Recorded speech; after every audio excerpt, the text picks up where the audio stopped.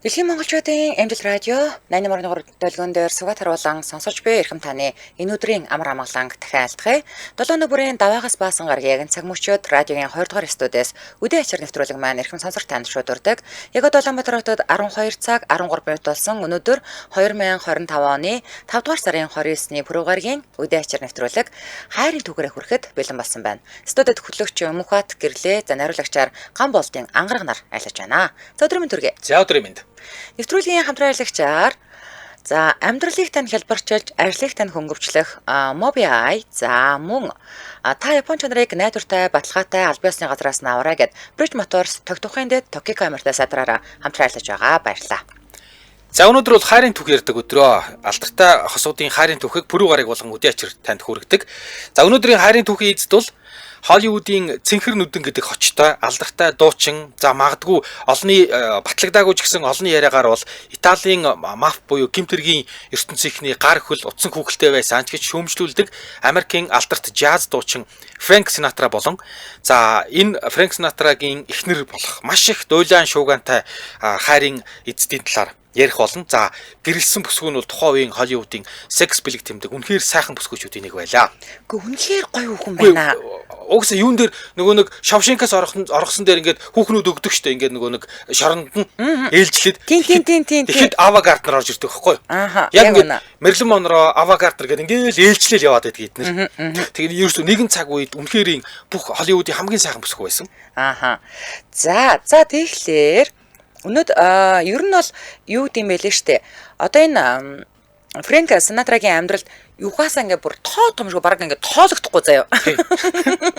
Тийм олон хүүхэн байсан боловч дөрвөн их нэртэй хайртай байсан гэдэг байгаа байхгүй юу? Гэхдээ аавад хамгийн хайртай байсан гэдэг байгаа. Маш олон хүн байсан. Тэдний дундаасаа дөрвөн их нэртэй хайртай, дөрвөн их нэр дундаасаа аава гэдэг их нэртэй бүр илүү хайртай. Яа манай дээр 400 гаруй анкет ирсэн. Тэн дотроос 65-ыг сонгосон. За одоо 25-ыг шигшээд ярилцлаганд өрж гинэ гэдэг шиг юм болсон. За 25-аас нэг хүнийг авнаа. Гэдэг шиг. За хин нь карьертай, за хин нь угаасаа өмнөх амьдралтай, хин нь одоо царайлаг сайхнаараа, сэтгэл татмаараа за алдартай байсан энэ хоёрыг нийлэхэд өстө нэр нөгөө үлгэр дээр гарч болох те төрлөө гэж хөвлөж шуугж байсан. За харин салхат нь за үлгэр гонигтай төгслөө гэж бичиж байжээ. Тэгвэл сая хүүхнүүд залуучуудын сэтгэлийг бүлэглүүлж, догтлуулж одоо нойргүй шахуу хонуулж явсан энэ үзэсгэлэнтэй сайхан хоёр хүний дунд яг ямар хайр цэцгэлэн дэлгэрээд тэгээд хатаж гунцсан яаж харамсалтайгаар төгсөйн өнөөдөр битээр ярьж өгнэ. За ингээд Фрэнк Синатра гэдэг хүнийг би танд одоо юу гэдэг төсөөлөл үүсгэхийн тулд шинэ жилээр ингээд шинэ жил болохоор ингээд Let it snow гэж дуулдаг нэг дуу айгүйх явдаг. Тэр дууг дуулдаг ийм алдартай дуучин, jazz дуучин. За 20 дугаар зууны хамгийн алдартай уран бүтээлч тэнийг үл яалтчгүй Фрэнсис Альберт Синатра Холливуудын яг алтан үед мандаж явсан ийм дуучин. За ер нь бол баг Синатрагаас өөр тэгж 150 сая хувиар дууга борлуулсан ийм дуучин баг байдаг ч юм уугүй ч юм уу. Тий, гэхдээ анх нөхөр бол ерөөсөө тэгж дуучнаар гараагаа эхлэегүй. Өөрөө тэгж дуу муунд нэг сүртэй лаг одууд шиг гэдэг юм уу, авьяаслаг хүмүүс шиг багаасаа авьяасан тодроогүй ийм нөхөр байж. Хажуугаар нь хүн чинь 40 гаруй дэлгэцийн юуны Холливуудын кинонд тоглолцсон байгаа. За загалмаас эцэг кинон дээр юу байдаг? Нэг ийм дуучин хурмынх нь үеэр ирээл те. Тэгэл дуулчаал, тэгээ загалмаас эцэгтэр уулзаал, тэгэл гоншгоноол те. Би миний хоолой хүрхгүй байна. Ингээ кино тоглох гэсэн чинь одоо би ингээ киногоор тэгэхгүй чи юундаа гоншгоноод байгаа юм бэ? Би татгалцахаа арахгүй санал продюсерт нь тавина гэд тэг кино морныхын толгой тастаа тавьчихдаг. Тэр хүн юм уу? Тэр жүжигчин, тэр кинон дээр гарсан жүжигчний бодит дүр нь Фрэнк Синатра гэж харддаг. За. Хинч батлаагүй. Гэхдээ Фрэнк Синатра өөрөө Итали хүн бохгүй. Тийм болохоор загалмаас эцэг өөрөө Итали хүн. Тийм учраас ер нь бол энэ Итали жүжигчдийн ердэр Итали хүмүүстэй ойролцоо байсан. Ер нь мафтай бол айгүй ойролцоо байсан. Ард нь мафууд байсан ч гэж үздэг. Тий, ийм юм байна лээ. Тэгээд загалмаас эцэг киноны яг зохиолыг нь Марио Пузо гэдэг хүн бичсэн. Тэгсэн Марио Пузо гэдэг хүн тэр кинонд гараад байгаа Johnny Fontane гэдэг дүр байхгүй юу? Тэгсэн Johnny Fontane гэдэг дүрийг яг бодит амьдрал дээр Фрэнк Синатрагаас та сэдвүүлэн бичсэн үү гэсэн чинь тийм ээ. Бүрөө гэж хэлдэг. За. Тийм юм байна лээ. За Фрэнк Синатра гэж хүн бол 1915 оны 12 дугаар сарын 12-ны өдөр Нью-Жерси мужийн Хобокен гэдэг ийм жижигхэн хотод Италийн цагаач гэрүүлд төрсөн. Айлын ганц хүү. За төрөхдөө маш том төрсөн учраас нэлээд хэцүү төрсөн. 6 кг 100 г төрсөн гинэ. Оо ямар амар юм. Амар уу харин тийм. Амар ёо. 6.1 кг төрсөн. Тэгээ нөгөө хүүхдтэй бүрэн бүтэн төрүүлэхийн тулд ээж нь гэртээ төрсөн юм байна. Тэгээ гэртээ төрсөнгүүд forceps гэдэг ийм багжаар татаж гаргасан гинэ гарахгүй байсан юм байна. Толгойн томдоод тэгэнгүүт forceps гэдэг нь одоо баг бид нар хэрүүл ийм хавчаар шиг хоолны хавчаар шиг тэгээ тэр хавчаар шиг имийг одоо ээжийнх нь өөрөө нь хийж агаад тэгээд толгойг нь татаж гаргаж ирсэн. Тэгвэл гарахгүй байсан гуйгасаа. Тэгээд энэ одоо юу гэдэг төрүүлэх явцад Синатрагийн зүүн хацар зүүн чих нь урагтаад яраа хөөхөд тэгээд төмөр багжаар татаж гарангууд урагтаад ингээд ерөөсө насан туршдаа тэгээ нэг зүүн чихрийнх нь хингэрэг цоорцсон гэнэ. Хөрхтэй аваачаад буруу төрүүлээ. Тэр нөгөө нэг багжийг нь аваачаад буруу хэрэглээд ингээд урагтаад ингээд арьс нь бол ийм сорвтой дээрээс нь зүүн чихнийх нь хингэрэг цоорхоо буюу жоохон дүлийдүү. Ийм хүн ингээд насаараа ийм сорвтойгоо явсан. За тий тэгээд ер нь бол имэн тэгээ ингээд чаавас тийм том хүүхэд тэгээд зүүн чихэн зүүн хүзүүн ингээд урагдаж гарч ирээд хингэрэг нь цоорсон байсан. Тэгээд гарч ирчээд ойлгохгүйсэн гинэ. Амьсгалахгүй. За тэгэхээр нь имэн хүд уус руу ингэж дүрээд тэгээд хүд уус руу дүрээд гараад ирсэн чинь час гэж уйлаад тэгээ ингэж хүн болсон. За ийм юм байна. Тэгээд дээрэс нь хүзүү хацар дээрээ сорвтой. За тэгээ зүүн чих нь ингээд хингэрэг нь цоорхоо. Тэгээд өсвөр насандаа амар их батгатай нөхөр байсан. Тэгээ ингээд нугасны муухай тогтыг олж нөгөө муу дээрээ муухай дээрээ олцсон гэдэг шиг. Эмч нар чинь нөгөө нэг одоо ингээд нөгөө бүтэлтэй өгсөн хүүхдээ чинь ингээд хүчил төрөгчийн аппарат залгангуудаа ингээд өгзгөн дээр ингээд алгацчихсан. Тэнгүүд час идэл ингээд орилсон байлээ шүү дээ тий.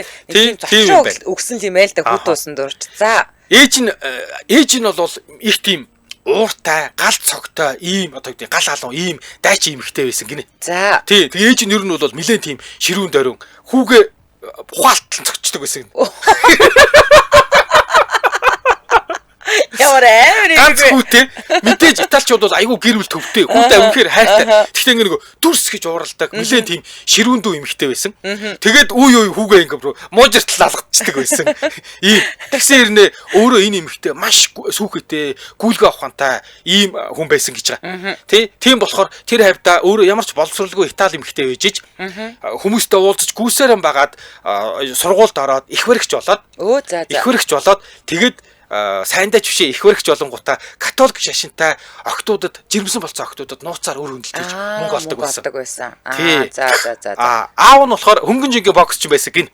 Тэгээ боксороос нэг яваагүй. Тэгээд гал сүнөөгч болоод тэгээд гал сүнөөгч болоод аав нь унш чаддаг бичих хүсэхгүй юм байсан. Тий. Тэгээд нөхөр бол ямар ч байсан гал сүнөөгч болоод ахмад цолонд хүрээд тэрнээсээ дээшээ явах гэсэн чинь боловсралгүйгээсээ болоод тий ингээ ямар ч боловсралгүй хүнийг дээшд гаргахгүй гэд. Тэгээ гарч чадаагүй. Тэгээд аав нь хүүгээ ганц хүүгээ би өстө боловсралтай мундаг хүн болгоно гэж ярьдаг байсан. Тэгээд Хобокен хотынхаа инженерийн сургуульд оруулна гэж ярьдаг байсан юм байна. Тэгээд энэ үед Синатра бол ерөөсө дуучин муучин болно гэж тоогооч хөө мэддэг ч байсан. Зүгээр ингээд ээж аваа хоёр нь дэм буудлаа ажилуулдаг.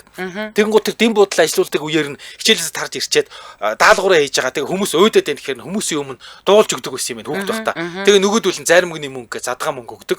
Тэрэнд нь бол заримг идэх гэж хүмүүсийн өмнө дуулдаг байсан. За ийм нөхөр. Гэтэ яг одоо энэ гаргацсан байгаа зурган дээр бол стоо тийм батгаматагтай айгуу гой залуу шүү дээ. Тий. Тэгсэн юм байлээ. Тэгээд нөгөө Америкийн их хямрал гээд баг хоёр хүний нэг нь ажилгүй болсон шүү дээ. 30-аад оны энэ их хямралын үеэр эднийх шүү дээ. Ямар ч хямрал байгаагүй. Бүр ээж нь ингээд Синатрад юу бод мөнгө өгöd миний хүү найзуудаа дайл гэж дайзуудыг нь дайлуулдаг байсан. Яг их хямралын үеэр хамгийн ганган хүүхэд Синатра байсан. Ээж нэстэ нүдийн бүлтэртэл гоёдаг хүүхээ. Ийм тэгэхээр ээж хоёр нэлээд тийм сүүхэттэй хөдөлгөөнтэй хүмүүс тийм байна. Байж. Тэгсэн нөгөө нөхөрч айлын ганц хүү тэгээ ингээд ээж хоёр нь эрхлүүлээд ахлах сургуультай 47 хоног яваад хөөгдсөн гинэ. Бүтэхгүй нөхөр.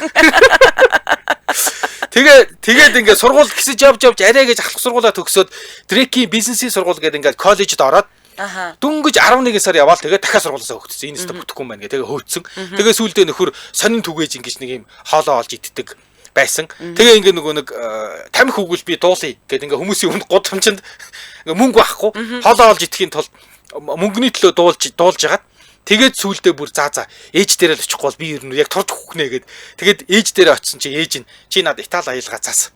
За. Тэгвэл чи ер нь явахгүй нэ гэсэн юм байна. Тэгээ нөхөр бол амар тийм болох англиар ярьдаг байсан. Тэгээ бүр сүүлдээ John Quinlan гэдэг англи хэлний багш аваад тэгээд аялгаа зассан. Тэгээд тэр багш нь анх удаа маш гоё хоолойтой, ийм цэвэрхэн төрхтэй, тэгээд бүр гүн цэнхэрнүүдтэй энэ нөхөр бол Холливуд ч юм уу тийм шоу бизнест хүн татхаар гоё төрхтэй юм байна гэдгийг анх багш нь тэр англи хэлнийх нь багш нь олж харсан гинэ. Зөв. Манайхан 6.1 граммаа гэж бүгдээрээ л гайхаад байна. Одоо намайг төрөхөд дээ штэ. Манай одоо нэг өрөөндөөс ихч 5.200 грамм үг төрүүлсэн байхгүй юу? Тэгээ би манай охин чинь 3.800 заяа. Бүр амар зөрүүтэй байгаа юм чинь бүр ингээд шанга том өгöd. Тэгээ би хүүг таасна өөрөөр ингээд төрцөн үү гэсэн чинь. Оо манай хүүхдүүд угаасаа их чинь одоо 3 дахь төрөл бүгдээрээ 5 төрөл. Амар заа. Бүк гэдэг. Бүр сурцсан дээ. Яа, тэгтэл 6 tur ч бүр. Тэгээ харин би бодгоор одоо яг ингээд надад шууд тэр 3.800 манай охины хажууд 5.200 өгд бүр амар том байсан байхгүй ингээд зэрэгцүүлээд ингээд тавихаар тэгсэн чи 6.100 бол бүр лааш дээ. Баг том хүн төрсөн маш. За, Улаанбаатар хотод 12 цаг 24 минут болсон. Нэвтрүүлгийн маань хамтран аялагчаар та Япон чанарыг найдвартай, баталгаатай албан ёсны газраас нь аваарай гэд Bridge Motors тогтмохын дээд Tokiko амортизатораараа хамтран ажиллаж байгаа. За, Японы энэ алдартай Tokiko амортизаторыг 2017 оноос хойш албан ёсны эрхтэйгээр 8 дахь жилдээ Bridge Motors Монголын зах зээл дээр борлуулж байгаа. Тэгээд юу яаж байгаа юм бэ? Одоо энэ манай лайв нэвтрүүлгийн дүрсэн дээр ийм купон код гарч байгаа. Та энэ купон кодыг нөгөө утсаараа скриншот буюу SS хийгээд авч очоод тэгээд Tokiko амортизатор зарж байгаа Bridge Motors дээр үзүүлэх юм бол 10% хөнгөлнө. За, эсвэл радио сонсож байгаа хүмүүс 258 830 531 техник гэдэг код байгаа. 258 830 531 техник. Энэ кодыг би MJL радиогоор сонссон юм а гэд хэлээд очих юм бол 10% хөнгөлнө. Манай сонсогчдыг хөөрхөж SSG дахаар мэддггүй байсан. Одоо мэддэг болсон гэдгсэн коуч гэж бас юу гэдэг юм бэ гэсэн. За мэддэг болсон. Хөөрхөжтэй. Тэгээд Tokiko амортизатор дөрүүлэнгээ солиулахад 10% хямдрал ч маш их гоё хямдралхгүй юу. За тэгэхээр Tokiko амортизаторыг сонгох шалтгаан гэхлээр юу вэ гэхлээр за мэдээж Япон улсад үйлдвэрлэсэн 10 машин дутмын 7-д нь Tokiko амортизаторыг суйрлуулдаг. За тэгээд автомашин хөдөлгөөнд явж байхад юм нэг цохилтын хүчийг зогсоох зөөлөх зэргийг үүргийг гүйцэтгснээр танд угаасаа 5 тухайг мэдрүүлнэ тий. За, эдлэгийн удаа эдийн засагт хэмнэлттэй гэдэг нь бол хамгийн том даваа тал болно. Тэгэхээр та Suzuki засварын төв Jockey музейн урталд байгаа угаасаа Bridge-ийн OnePlus оршин тогтнож байгаа. За, тэгээд тэрнээс гадна одоо яг эднийхтэй хамтарч ажилладаг. Яг одоо 2025 оны шинэ амортизатор бууцсан байгаа тэр үнээр нь тийм үү зарж байгаа газар хэм бол хангаа утганы замын эсрэг талд шинэ зам дагуу Япон амортизатор гэж байгаа. За, Sansari Mart-ийн 3 давхард Odd Star автосервис гэж байгаа. Хороолын эцэст Deluxe автоцентр гэж байгаа. Тэгэхээр аль өөр тойрхон салбар дээр очиж өөрчлөх боломжтой ахна байна тийм үү? Тийм байна. За тэгээ илүү дэлгэрэнгүй мэдээллийн 95.5 5533 94.7 5533 гэдэг утаснуудаас аваарай. Тэгээд Tokiko Mongolia гэд латинаар бичээд сошиал хуудаснаас нь бүр илүү их мэдээлэл авах боломжтой. Ингээд нэвтрүүлгийн хамтран аялагчаар та Япон чанарыг найдвартай, баталгаатай албан ёсны газраас нь аваарай гэд Bridge Motors тогтмохын дээд Tokiko амортизатораараа хамтран ажиллаж байна. Баярлалаа. За баярлалаа. Өдөөчөр нэвтрүүлэг радио 20 дугаар студиэс хайрын түүхээр өргөлжлөн хурж байна. За би Ava Gardner-ын товч намтрыг хүргэж өгье. За ер нь хойлоо ингээл өмнө нь хүмүүсийн ингээд хайрын түүхийг ярьж өгч байхад аль нэг нь ингээд алдартан тий. Тэгээ тэр алдартных нь эхнэр эсвэл нөхөр гээд ингээд гэж одоо бас ингээд алдарсан байдаг штэ. За тэгвэл Ava Gardner бол Frank Sinatra-гийн 2 дахь эхнэр гэхээсээ илүүтэйгээр Frank Sinatra өөрөө Ava Gardner-ийн 3 дахь нөхөр гэдгээр яригддаг байсан гэж байгаа байхгүй юу? Тийм ээ. Үнэхээр одоо хар яриагаар бол үнэхээр Холливуудын согоо байсан. Үнэхээр гоё гоо. Одоо манайхаа орж ирээд зургийг хараарай ёо. За Холливуудын алтан үеийн жүжигчин гэгддэг Ava Gardner-ийн хувьд 1922 оны 12 дугаар сарын 24-нд Умард Каролина мужийн Графтаун гэдэг хотод 7 хүүхдийн отгон нь олж мэндэлсэн. За тэгээ Gardner-ыг төрөх үед бол эдний гэр бүл нь нилээн биелэгчүү, за чинэлэг гэр бүлийн хэмжээнд тухайн үеийнхээ дамжиргааны стандартаар бол тооцогдож байсан. Жишээлх юм бол эднийх тамхи болон хөвөнгийн үйлдвэртэй заяа. За нэмээд мод бэлтгэх цех, аж ахуй, хүнсний бараа зардаг бүр дэлгүүртэй байсан. За гарлах угсааны хувьд бол Ava Англи, Шотланд гаралтай. За гэхдээ одоо тухайн үед чи одоо ямар тийм гоо сайхны мис ажилбар юу ч байхгүй шүү дээ. За энэ үед аав шиг хэмжээний үзэсгэлэнтэй дүрх нь за тэр тусмаа одоо хөдөө нутагтаа бол нэгдүгээрт гой үйл явдал ерөөдөөсөө ч биш заяа. За. Хоёрдугаарт бараг л ял байсан гэж хэлж болно. За. Одоо яа гэдэг одоо нөгөө нэг танаа нөгөө Моника Беллуччи чи амар ингээл аддаг тэрдээ л адилхан байхгүй да ингээд хөөхөн төршлөр аюу хэцүү Малина шиг. За төв газартай харьцуулахад Умард Каролина Мужийнхаа мухартан шахуу дүрсэн бүсгүй багасаа бол ерөөсөө тийм кино жүжигч юм болно гэсэн тийм мөрөөдөл зөрөөдөл дээр байхгүй дээр өөрийгөө бол тийм үзэсгэлэнтэй сайхан охин бүсгүй гэж ерөөсөө бодож байгаагүй. За ингээд сенатортой харьцуулахад бол хамаагүй биелэгжүү гэр бүл төрсөн ч эднийх за тэр төрөний нөгөө мөгийг ярьсан алдарт их хямралын үеэр хамаг хөрөнгөө алдаад нөгөө манайхаар нөгөө бадраа ярина гэж ярьдаг штеп. Ийм байдалд орсон. За ингээд баян цэцгэлэн гэр бүл хамаг хөрөнгөө алдсны дараа ээжт нь бол ийм ойролцоо байх дотор байртай сургууль тоогоочоор ажиллангаа гэр бүлийг нь цуг байрлуулах санал ирээд за аав нь харин өстой хөрхийн нөгөө хоногийн оолныхоо мөнгийг олж өнөр өтгөн гэр бүлээ тэжээхийн тулд юу тааралцсан бүх ажлыг хийдэг байсан. За ингээд харамсалтай нь амьдрал ах нь өөдөлсөн ч юмгүй өстой нөгөө хоёр идэхгүй за ер нь бараг л хоосоо онош шахуу амьдарч байгаад ааваг 15 настай аав нь бронхит өвчнөөр нас барсан. За тухайн үед амьдрал тааруу ядуу зүдөө охин юу тэр нөгөө хөөрхөн муухайгаа мэдрэгтэй чаваас амтун энэ 7 хүүхдээ али отго нэмчин өстой нөгөө нэг дээрээс нь ах эгчнээс нэрсэн хувц эсвэл амтунаас ирсэн гээд хууч муусан хувц нөхөж барайл ингээд өмсдөг гэсэн болохоор ахлах сургуулийнхын дээрлэх нь гадуурх нь заяа. За өстой нөгөө нэг хамгийн тэнэг нь тэгж их дээрлэхэж бөөрлөж байсан охин ингээд Холливуудад од олон мандна гэдгийг бол өстой хинж төсөөлөөгүй бүр зүудлээч хөө. За ийм хүн хэцүү амьдралтай охин яаж яваад энэ алтан үеийн од болох зам тавигдсан нь одоо би ярьж үгэй. За. Жүжигчин болох ямар ч хүсэл сонирхолгүй өөрийгөө царай муутай ядуу гэж боддог охин нөө гадуурхагцаар байгаа тийм мэдрэмж авчлаа штэ тий. За ингээ ахлах сургуулаа төгсөөд нарийн бичгийн сургуультанд суусан юм байна. За энэ үеэр нь Нью-Йоркт амьдарч байсан их чинь одоо энэ чи дээрээ нөгөө 6 ах эгчтэй штэ. Зуны амралтаараа өрөөд ирээчээгээд хамгийн баг дүүгээ буюу одоо ааваг дууцсан байл да. Тэн чин тэр эгчийн нөхөр нь мэрэгжлийн гэрэл зурагчин байсан болохоор ерөөсөө ааваг ингээл хараал зог тусангуудаа заахан зургийг чинь дараад өгье гэсэн байгаа. Тэгээд зургийг дарсан ив хав урд үгүй охин яаж зураг авахулахаа мэдэхгүй байсан ч гэсэн даруулсан. За үнэхээр төрөлхийн гоо үзэгсэл нь нэгт харагдах зургийг хүргэн ах нь за 5 дугаар өргөн чөлөөнд байдаг студийнхаа гадаа байрлуулад за ингээд зурж өнгөрсөн хүмүүс бүр ингээд зогсоод ингээ гайхаад хардаг заяа тэр зургийг. За бүр ингээ шимтээд за эцэст нь яасан бахан нөгөө арслан гарч ирдэг нөгөө нэг Том Жериг Метро Голдвин Майер студийн төлөөлөгч аавагийн тэр гим зэмгүй өөртөө итгэлгүйч гоо үзэсгэлэнтэйгээр цоо ширтэх зургийг олж хараад бүр ингээ сураглаад хайгаад явж агаад тэгээ киноны санал тавьснаар ийхүү од болон гих зам нь тавигджээ. Төрөлхийн үзэсгэлэн гоо гэдэг нэрээр төрөлхийнх л үүд юм байна. Мэдээж. За Улаанбаатар хотод 12 цаг 31 минут болсон нэвтрүүлгийн маань дэмжээ ярилцагчаар Тата мэдрэмж Тадел дэмжээ ажиллаж байгаа. За өнөөдөр мөөгийн идэж үзүүлнэ.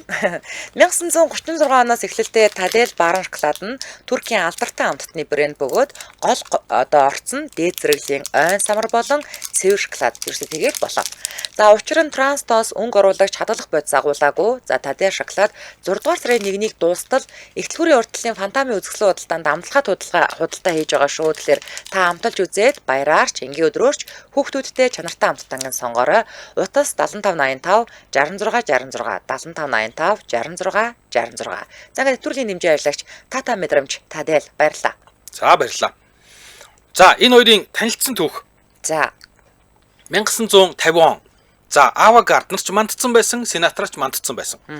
Нэг нь дуучнараа нөгөөх нь жүжигчнэрээ хоёр ийм од. Хоёулаа бие биенийг танилцаагүй гэхдээ мэднэ. Тэг ичнээ мэднэ. За энэ үед Ава Гарднер 28 настай байсан бол сенатор 35 настай байсан. Фрэнк Синатра анхны хайр болсон Нэнси Барбато гэдэг бүсгүйтэйгээ гэрлээд 3 хүүхэдтэй өнөр өтгөн гэр бүлтэй болсон байсан. Харин Ава Гарднер хэдийнэ бүр 2 гэрлээд үтцсэн. Гэрлэхдээ бүр үнэт эдлийн дийлгүүр нэг хэмжээний маш их очир эрдний гоёлтой бүр нөхөр дийлгүүр нэг ямар амар хэрэг вэ за. Нөхөр Ховард Хьюз гээд амар баян ийм хүнтэй гэрлээд тэгээ нөгөөх нь ингээд байн үнэт эдэл авч өгдөг байсан. Тэгээ ингээд үнэт эдлээрээ баг дийлгүүр нээсэн ч болохоор тийм их үнэт эдэлтэй болсон. Ховард Хьюз гэдэг хүний эхнэр байж. Ховард Хьюз гэдэг хүний тухай Авиатор буюу нисгэгч гээд кинон дээр Леонардо Ди Каприо тоглодог ингээд айдаг гараа угаачаад тэгээ хаалганы бариулт төрөхөөс айдаг тийм баян хүн. Тэгээ Леонардо Ди Каприог тоглодог байхгүй. Тэр кинон дээр гарна. За тэгсэн энэ хоёр хожим одоо юу гэдэг бие биегээ хараад яаж ухаанаа алдаж дурлж исэн тухайга өөрсдөө хүртэл дурс битсэн байлээ. За 1950 онд боловсон ирчүүд шаргал үст бүсгүүчүүдийг сонгодог гэдэг ийм мюзиклийн нээлтэн дээр хоёул анх бие биенийг харжээ. За мэдээж хоёлаа бие бинийгээ танихгүй ч гэсэн энэ бол Фрэнк Синатра байна гэх нөгөөтг нь энэ нэг Ава Гарднер ч юм байна гэд бие биегээ зүс мэднэ. Тэгсэн Синатра тэр үедээ бас хөөхөө од болцсон алдартай дуучин болцсон байсан. Тэгсэн чи аваачаад Ава Гарднерыг хараад тэгээд тэр ороо бүр ингээд хүмүүс чи ингээд хичнээн дурлцсан ч гэсэн бие барих хэрэгтэй шүү дээ. Өөрөө алдартай. Шүлсээ гойжуулаад хараад ухаан мэдрэлээ алдаад угаасаа тийхээ үгэлтэй. Тэгээ ингээд бүр ямар ч өөрийгөө өдөрдох боломжгүй би чи ингээд бас бие барих ёстой штэ хүмүүсийн бүрстэ нэг ямар ч ухаан мэдрэлгүй гөлрөө шүсээ гажуулаа хараа. Тэгээ Синатра бүр сүулт нь ингэж дурсан байдаг. Би ухаанаа алдчих шиг л болсон. Бүр жингүүдээд хөл газар өрөхгүй байгаа юм шиг тийм мэдрэмж төрсөн. Бурхан минь Ава Гарднер байна. Алсад байгаа од яг нүдэн дээр ирж галбаад байгаа юм шиг тэр дур булаам инээмсэглээрээ бүр намайг бүчээд хучаад авчих шиг л болсон. Би дахиад хөл дээрээ тогтож явж чадахгүй байхаа гэж бодогдсон. Эсвэл бүр хундагтаа дарсанд мань хин нэгэн ямар нэгэн бодис хийчихвүч гэж бодсон. Намайг тэгж айхтар ховсдсон. Амьдралдаа би Аватаа уулзаа төрсөн шиг тийм мэдрэмж хизээч төрж байсангүй, хизээч мэдэрж байсангүй гэж дурссан байдаг гинэ. За. Тэгсэн Ава Гарднер болохоор эсэргээр чөтгөр хаалгаад эн чин ихнэр хүүхдтэй хүн шүү дээгээд би дотроо бодоод байгаа хэрнээл өсвөр насны охин шиг л өсвөр насны хүү шиг нэг юм шавилгаан жижигхэн биетэй гүн цэнхэр нүдтэй ийм одоо юу гэдэг харахгүй байхын харахгүй нэг тийм маш гоё сэтгэл татам инээмсэгэлтэй ийм залуу байсан. Тэг би мэднэ тэг эн чигээд гэр бүлтэй хүн шүү дээгээд байгаа хэрнээл би өөр дахиж чадахдаг хараад байсан. Яалтчгүй татгцсан юм байна тий. Тэгээ ерөөсөө хоёр талаасаа л ингээл бие биен руугаа ингээл хараал татагдаад байсан юм байна лээ. Тий. Тэгээд Ава Гарднер гэрэлснийхээ дараа одоо юу гэдэг Синатраг би анх ингэж харж байсан гэдээ ярьсан байгаа. Синатра бол монголчуудын дундаж өндөртэй ийм хүн байсан. 1.72 тай.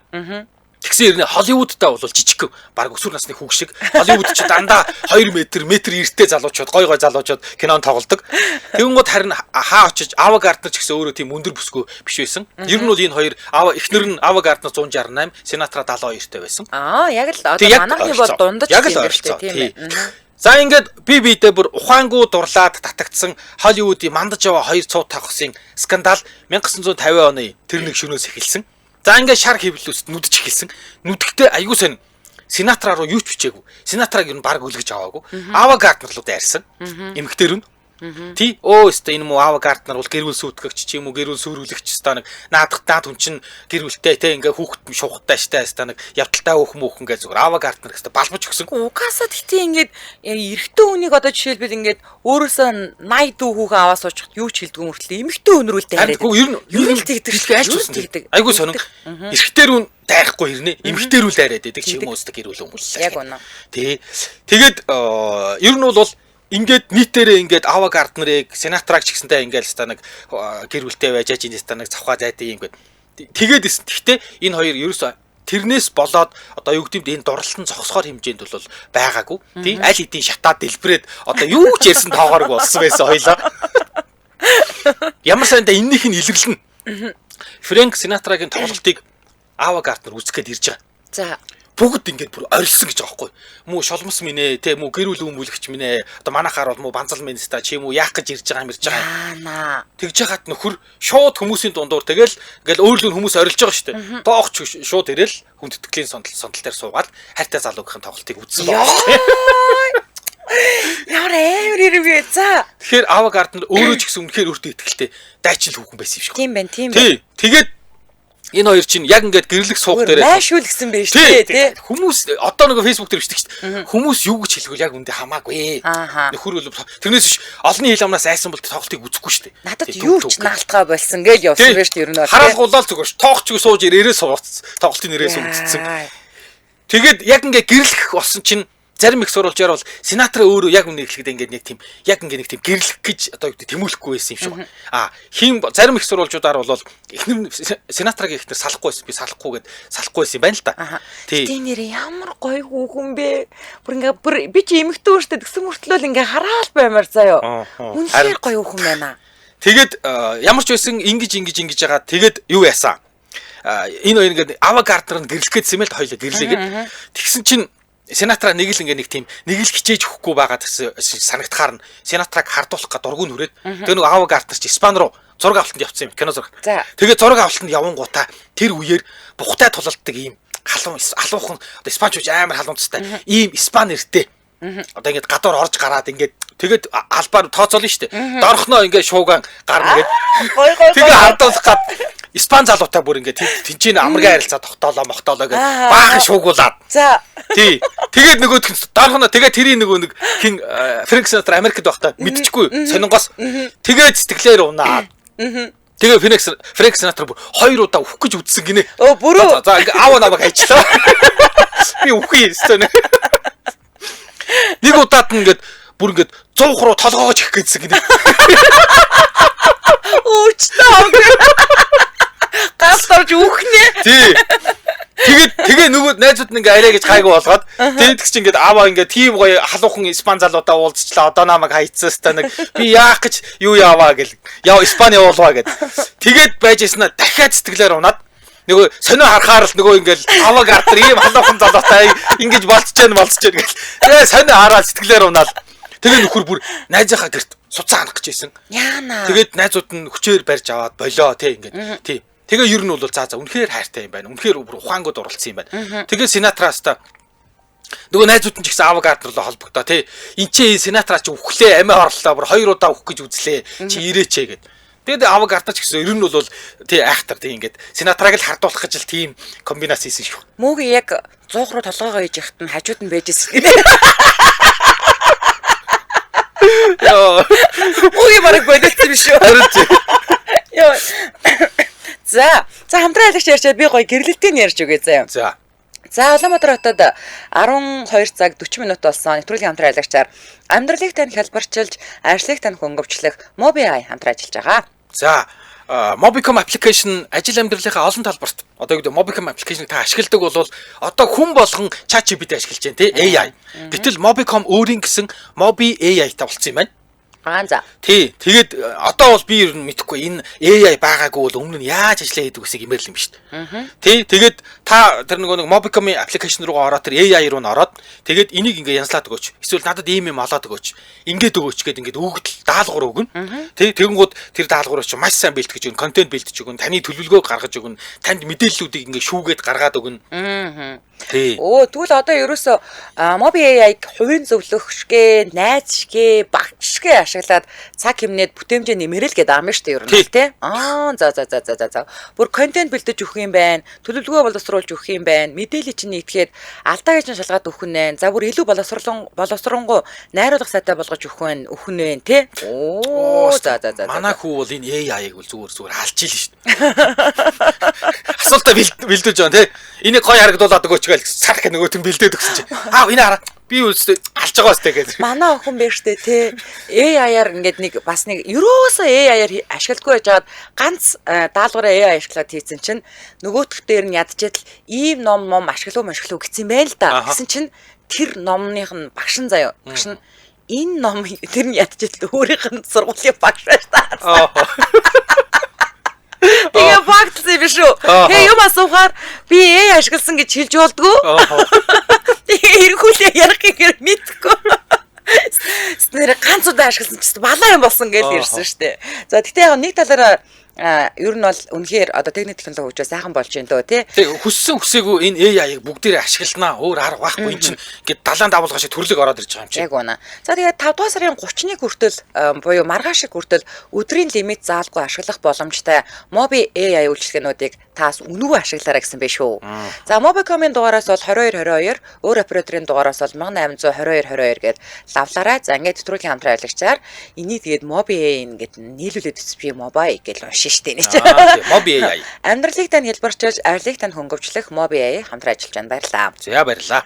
За үдээ ачаар нэвтрүүлэг радио 2 дугаар студиэс хайрын түүхээрээ үргэлжлэн хурж байна. За ингээд энэ хоёр чинь танилцсанаас хойш бол бүр яг хар шуурга шиг ингээ эргэн тойрныхаа хамаг хүмүүсийн амьдралын ингээ бүр хуу хамаад за бараг л устгаад сүйтгэхэд эргэн тойрныхаа хүмүүст нь нэг нь өглөө хатлаа гээл зовлон үүсгээл нөгөө нь болохоор явдал судлан дийлдэхгүй ингээ кино багийнхандаа тэр болсны эцэст арайхийн нөгөө Синатрагийн эхнэр салалтын өргөдөлтөө гарын өсөг дурснаар энэ байдал намцсан. За бараг л нөгөө нэг Салакугийнхэн төлөө нөгөө хоёр талаас нь энэ хоёр чиг гал нээгээд энэ галд нь Синатрагийн гэр бүл найз нөхөд аавагийн кино багийнхын төлөөлөгчөд студиуд одоо хүнд байдалд орж үргэлжсэн байдаг. Хоёр том ална. За гэрлэл сууд гэж цамнаад байсан хоёр хүн ингээд хууль ёсны дагуу гэрлэл суух саад учруулах хэн ч яахгүй болсон юм байна л да. Гэтэл энэ хоёр хүн маань одоо хүн шиг нийлдэггүй. Чаав. Суун гэж баахан бужигнуулчаад яг суухаа болсон чи гэрлэхээ болсон чи. За карьерийнхаа оргил дээр байсан одоо түрүүн нөө юм хэро бас Эва шүү гэд бас Америкт байдаг юм байсан. За манай зохиолч бол Ава гэж бичсэн байна тийм үү. За Эва Аватай харьцуулахад Синатрагийн дуучны карьер нь бол уналтанд ороод исэн. За тэнгууд нөгөө нэг хайртай юм чинь яа дээ ингээд хайртай хүн чинь хайртай хүнийгээ төлөө бүхнийг л зориулдаг штэ тий. Тэнгууд Эван нэр нүүр тань талаа ашиглаад ингээд Синатрага ингээд юм руу зүтгүүлээд байдаг. Тэнгууд нөгөө нэг эр хүний хувьд бол эн чинь айгу тийм яаж л эн чинь өөрөө Итали цустай тийм үү. Тийм омог бардам тий ийм хүн Синатрагийн хувьд болохоор энэ гэд доромжлол болоод байгаа. Эхнэрийнхээ дэмжлэгээр би явмааргүй байгаа. Тэнгүүд өөрх юм нөгөөх нь би нөгөө хайртай хүнээ дэмжих гээд байгаа шүү дээ. Тэнгүүд нөгөөх нь болохоор энд амар ингээд бүр доромжлол юм шиг санагдаа. Тэнгүүд өөрх юмтай Ева тэрийг юусоо ойлгохгүйсэн байхгүй юу. За нэг удаа тэгсэн чинь ийм юм болсон байдаг. Инстаграм заяа. Йоо. Америкийн киноны найруулагч Джон Форд ингэсэн гинэ Евагаас одоо ингээд амар зүүн хэлж байгаа байхгүй юу. Чи одоо нэг ийм 80 фунт жинтэй залуугийн яг юунд нь олоод байдیں гэсэн юм байл да. Тэгсэн чи тэр 80 фунт гэдэг нь 36 кг гэсэн үг заяа. Мэдээж тэр метр 72 дээр 36 кг байхгүй шүү дээ. Албаар хийж штэ тий. Тэгсэн чи ингэсэн байгаа. Тэгсэн чи юу ч хариулсан гэж. Наадах ч 20 фунт нь нэр хүн 60 фунт нь нэр хүнийх нь бахархал учраас би хамт эдээ. За амар хариултаа байсан ёо. Тэгээ бүр амар бардам заа ингэж хариулсан байгаа байхгүй юу. За тэгээд угаасаа тэр нөгөө нэг жижигтэр биедээ дуранхагийн далимдуулаад нэг юм доромж асуухад нь тий Евас шууд игмаггүй мат тавьсан юм хариулт өгчээсэн. За ингээд олонний нүдэн дээр ил өрнсөн романс хүсэл тачаал хардалт хэрүүл маргаантай гашиг хоёр маань 1951 онд гэрэлсэн. За гэрлэлт бол өстой үнэхээр нэжгэр болсон. За одоо надад чинь 50 оноос шуугуулж эхэлсэн шүү дээ. Ингээд 51 онд гэрэлсэн.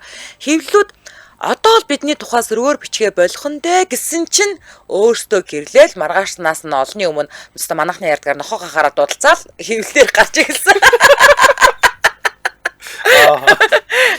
За хүүхдтэй болохыг баян мөрөөддөг байсан Эвач хайртай залуутайгаа гэрлээд нам гүм сайхан амьдралыг мөрөөдөж байхад Синатрад болохоор тийм нам гүм суурьшин суух өсөлж байгаагүй магадгүй тийм чадварч байгаагүй бах. За тэгээ Эвач хүснээрээ хүүхдтэй болсон. За ингээл нэг юм хайртай залуугаасаа өрийн зулаа өнөрлөхн гээд бөөн баяр болж байсан ч гэсэн харамсалтай нь яагаад ч юм одоо энэ нь бол одоо тодорхой байгаагүй хэрүүл маргаанасаа болсон уу эсвэл энэ хүн тэр хүндээ итгээгүй юу эсвэл одоо киноны зураг авалтны шаардлага болсон уу мэдгүй ямар ч байсан хүүхдээ авахулсан юм байлаа. Тэгээд юу яасан энэ хоёр чинь Синатра дуучны хувьд бол үнэхээр супер дуучин байсан тий. За тэгээд Холливуудад хүч үзээд ингээд жүжигчин болоод гарцсан уу гэвэл үгүй.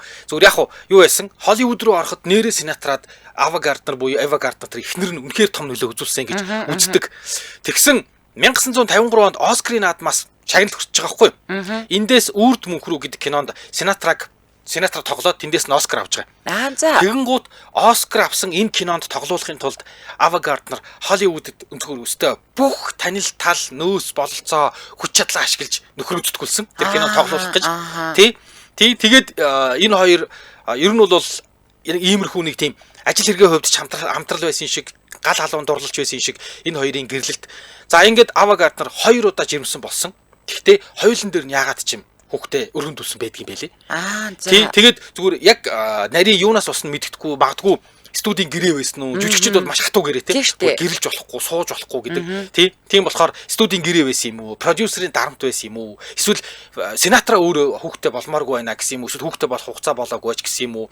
Мэдгүй эсвэл өөрсдийнх нь одоо шийдвэр байсан уу? Ямар ч гэсэн 2 удаа жирэмсэн болоод хоёулын дээр ингээд өргөндүүлсэн байдığım байлээ. Тэгээд хамгийн сонин нь Оскар авсны дараагаас эхлээд Фрэнк Синатрагийн зан өөрчлөгдөд эхэлсэн. Их нэртэй хандлага нь өөрчлөгдөд жоохон хүйтэн хөндөй болоод эхэлсэн гэж зарим намтар судлаачид үздэг. Ялангуяа Синатра ингээд Оскар аваад Оскар авахт нь нөхөр нь үгүй эхнэр нь маш нөлөө үзүүлчихлээ шүү дээ. Тэгэнгүүт тэрнээс хойш ер нь л ингээд нэг юм их нэртэйгээ жаахан хөндөй хүйтэн болоод орж гарах нэмэгдээл хүүхэн шуухантай асуудал нь энэ төр бичигдээл ингээд эхэлсэн юм байлээ. Тий. Тэгэл ерөөсөө нэгэн цагт л станаг тий ава бахгүй би өхөн хатна гэж явж байсан нөхөр чинь тэр нөгөө их нэртэйгээ суугаа тэр хүнийхээ нэр нөлөөгөөр Оскар Холливуудад ороод кино тоглоод Оскар авсныхаа дараанаас ер нь бол төрлөх зангаа гаргаж эхэлсэн ингээд зарим хүмүүс айгу жоохон таагүй хүлээж авдаг юм байна лээ. Тэгээс сүүлдээ Ава Гарднер ч нэлээд хичээсэн. Тэгээс сүүлдээ тэсгээ байгаад 54 онд 3 жилийн дараа салах өргөдлөө эхнэр нь төрүүлж өгсөн. Сал хийгээд. Тий. Тэгээд 54 он салах өргөдлөө өгөөд 3 жил шүүхээр ингээд одоо юу гэдэг хэрүүл маргаан болж явж хагаад 57 онд аль биесээр Фрэнк Синатра Ава Гарднер 2 юу байсан? Гэрэлтээ цуглуулсан байдığım байлээ. Ааха.